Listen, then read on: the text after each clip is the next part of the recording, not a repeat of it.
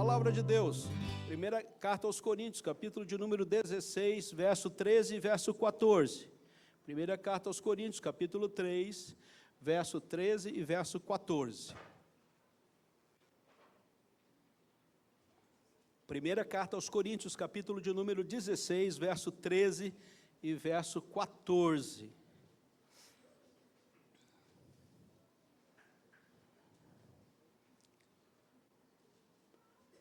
Diz a palavra de Deus: sede vigilantes, permanecei firmes na fé, portai-vos varonilmente e fortalecei-vos, todos os vossos atos sejam feitos com amor. Meu Deus, obrigado pela tua palavra, podemos abri-la, meditar nela.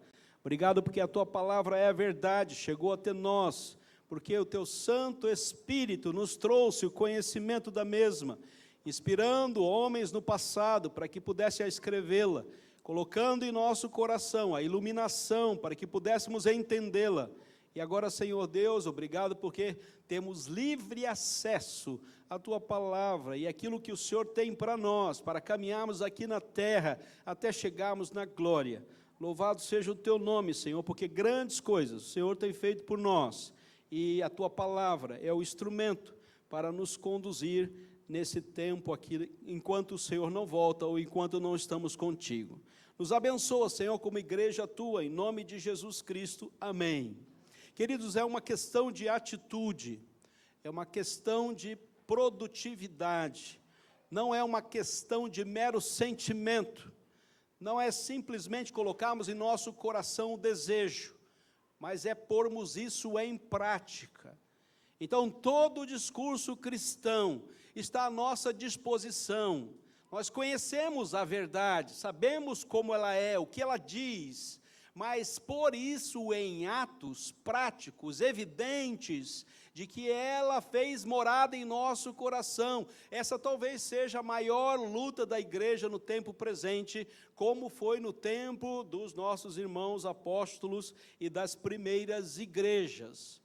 O problema dessa igreja aqui, o que Paulo está trabalhando é exatamente isso, porque não é uma questão teórica, é uma questão de prática, é uma questão de vivência, é uma questão de atos reais, realizáveis por aqueles que têm a Cristo Jesus como único Senhor e Salvador. Todo discurso já é conhecido, já escreveram milhões e milhões de textos a esse respeito, mas se isso não desce para o coração e se não vira uma prática, irmãos, é apenas mero cerimonialismo e apenas mero discurso. Do que está falando, pastor? Eu estou falando do amor de Deus. E a carta aos Coríntios é a carta do amor. Essa primeira carta vai falar a respeito das marcas do amor de Deus na vida de uma igreja.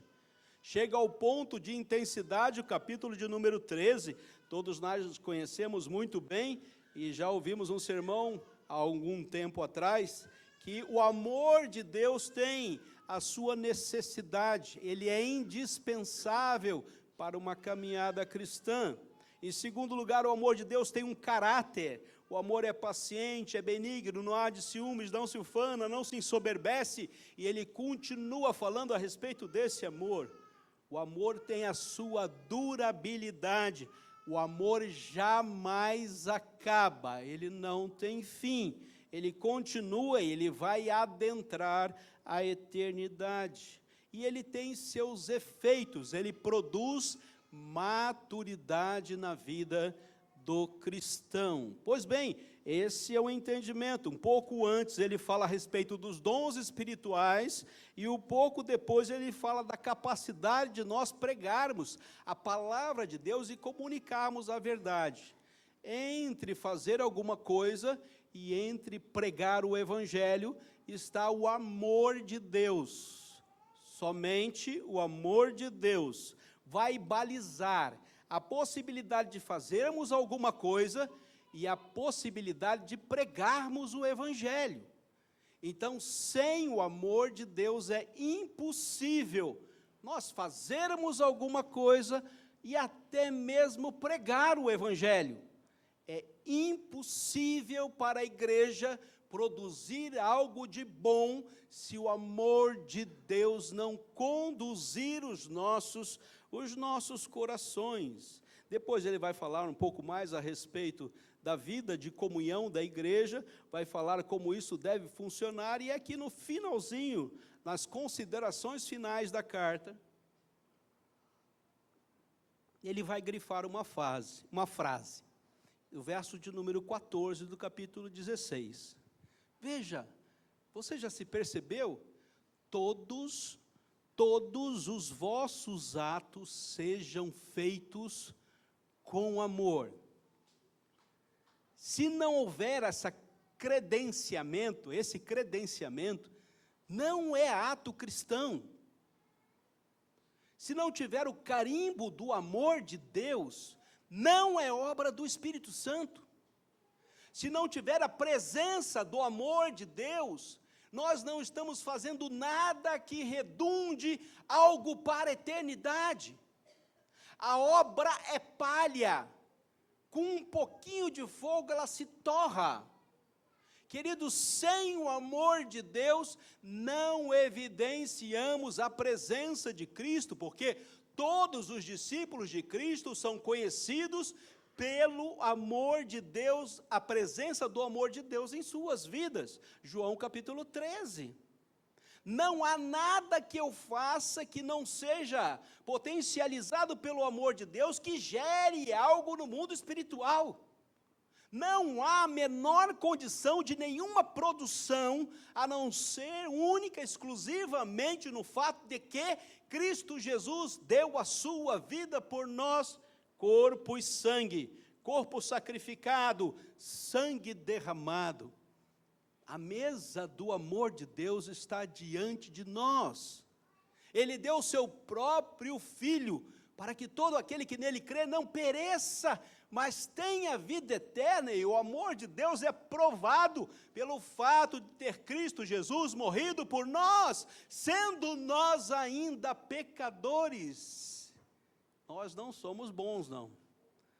Não foi porque tem uma centelha de bondade no meu coração, que Jesus veio da eternidade e olhou para o nosso coração, como eles são bonzinhos, vou fazer alguma coisa por eles. Nós continuamos sendo pecadores, e fazendo aquilo que não agrada a Deus. Mas mesmo assim, Jesus deixou a eternidade, e veio até aqui para morrer por nós, dando a sua vida por nós, permitindo que um povo no Antigo Testamento fizesse uma leitura errada dele mesmo, para que todos nós fôssemos contemplados com seu amor. Sim, queridos, Deus assim o fez, por causa do grande amor que o moveu. Há uma moda hoje, queremos falar de cristianismo sem falarmos do amor de Deus. Há uma moda hoje, falarmos de religião sem falarmos do sacrifício de Cristo Jesus por nós. E há uma leitura hoje, onde o amor de Deus deve ser retirado da palavra.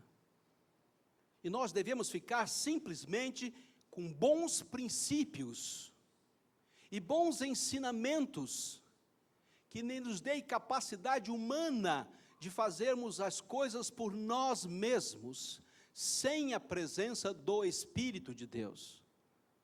E assim seremos iguais a todas as religiões da terra. Basta que tiremos o sacrifício de Cristo Jesus, e tiremos essa mesa daqui do centro, e coloquemos a capacidade humana de fazer as coisas perfeitas por eles mesmos, sem a presença do Salvador e do sacrifício. Somente nós, com as nossas boas inteligências e o nosso bom conhecimento, haveremos de consertar todos os problemas da raça humana. Sim, queridos, está sendo produzido uma religião universal.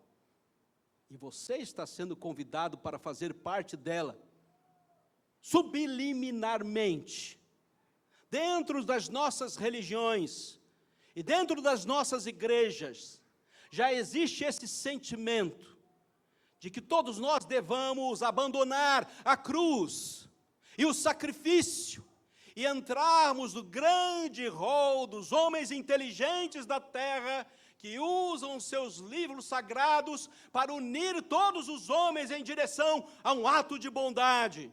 Faremos um só templo, e ali todos os deuses serão adorados. Meus queridos, esse é um convite sutil de Satanás de adentrarmos a porta dos infernos com a Bíblia nas mãos.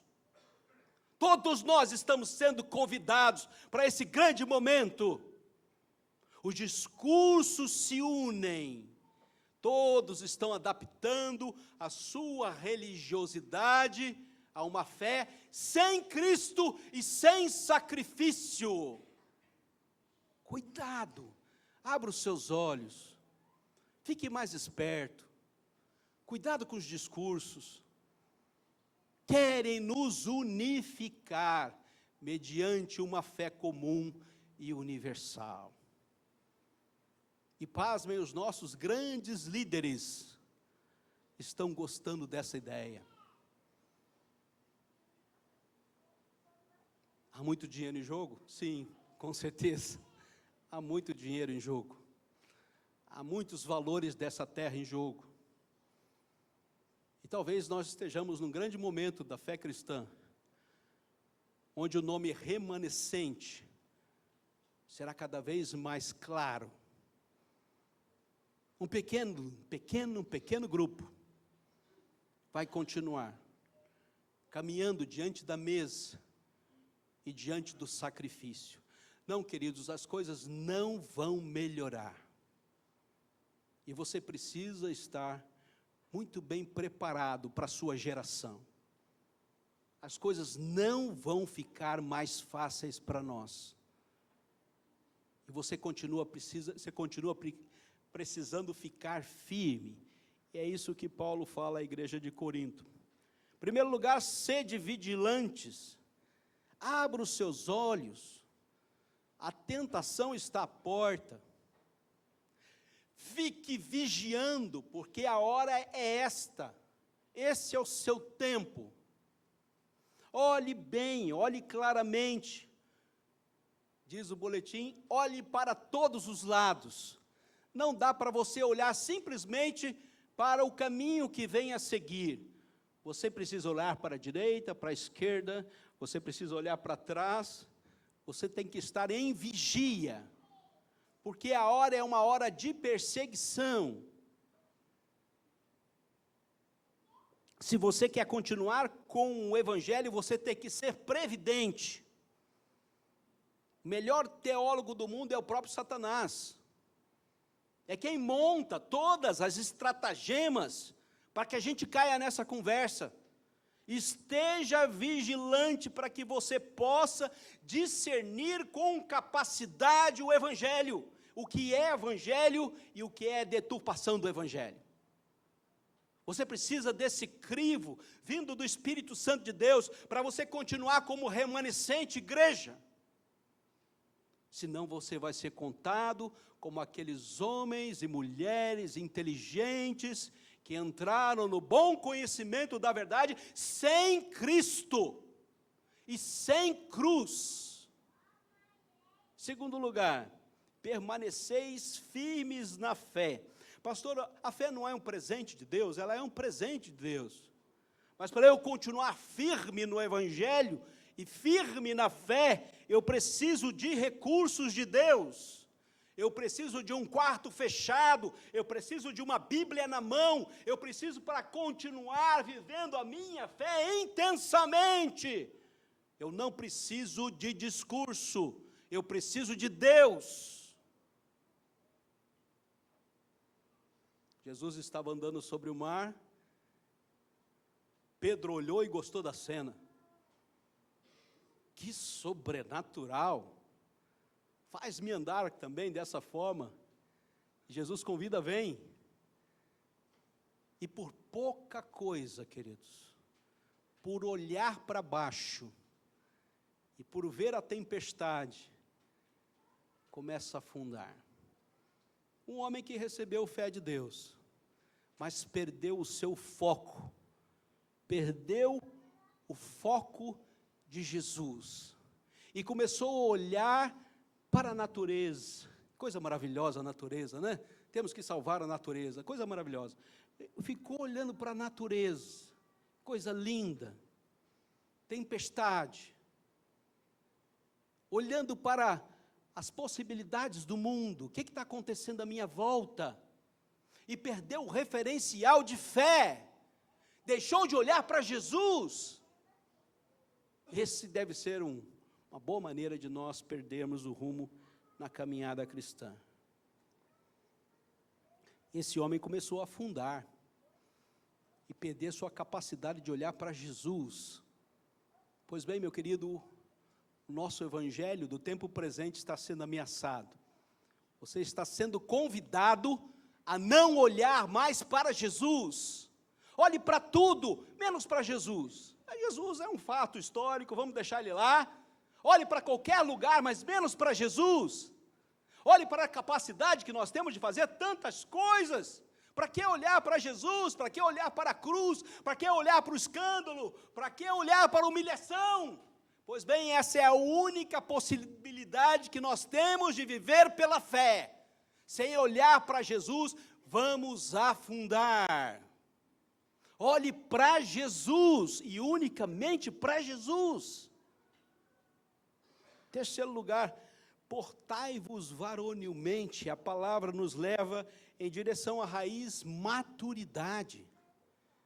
Deixe que Deus, no seu Santo Espírito, amadureça a sua vida. Tenha um agir maduro, decisões certas, nas horas certas, com as pessoas certas. Não se deixe manipular por uma sociedade sem Cristo. Não se abrace com ninguém, fique com Deus. O caminho é seu e você vai dar conta da sua vida sozinho. Não vai ter ninguém ao seu lado. Você não vai poder puxar nada da internet para divulgar a sua causa. Ele vai olhar para você e vai falar com você única e exclusivamente, como deveria ter sido durante toda a sua vida. Portai-vos varonilmente. Satanás reclama para Jesus e diz: me dá Pedro aqui que eu quero peneirá-lo.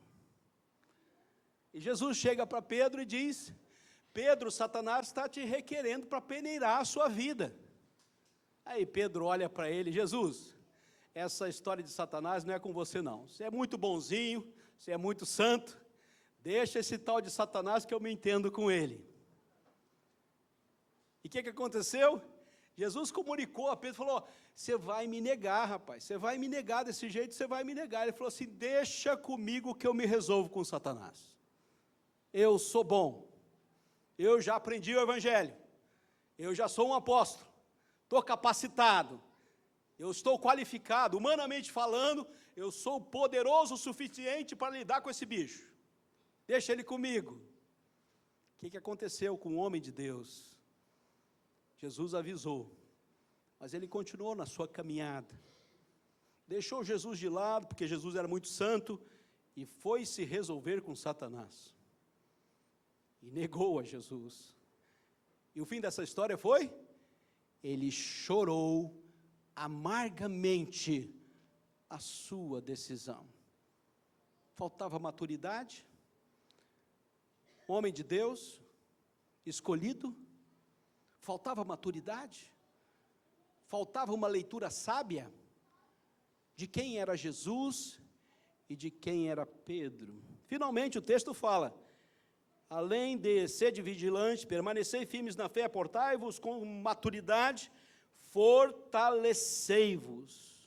Você está doente, meu querido, vai se cuidar, vai no médico, marque sua consulta. Estou falando isso, mas também tem que falar isso para mim, né? E o doutor Bruno, ainda bem que ele não está aqui hoje. Então, vá no médico, marque a sua consulta. Se o médico passar um remédio, meu querido, tome o remédio. O remédio vai te ajudar, vai cuidar da sua saúde.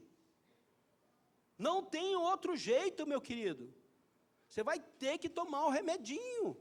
Tem que tomar todo dia de manhã, toma de manhã. Não fuja da sua obrigação de se cuidar.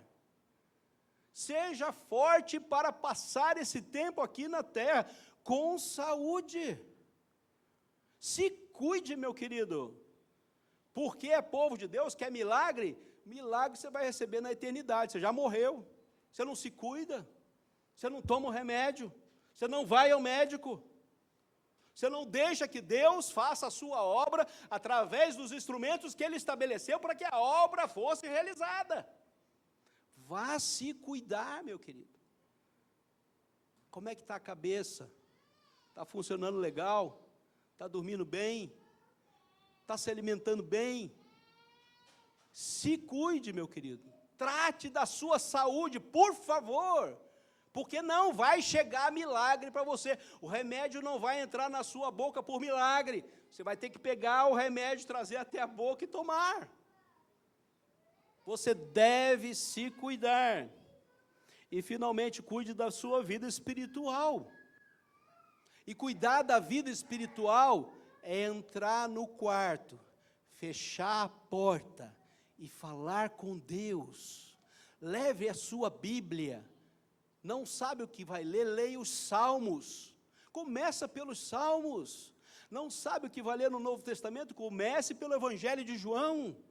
Entenda qual é o caminho de Cristo, o caminho da salvação. Entenda quais são as normas para que você possa caminhar feliz, alegre, retumbante nesse mundo. Através da palavra de Deus. Dê condições a você mesmo que você seja fortalecido. Meu querido irmão, não tem outra coisa para fazer. Essa é uma questão de atitude. Você tem que tomar atos concernentes à sua vida aqui na terra. Todos os vossos atos sejam feitos com amor.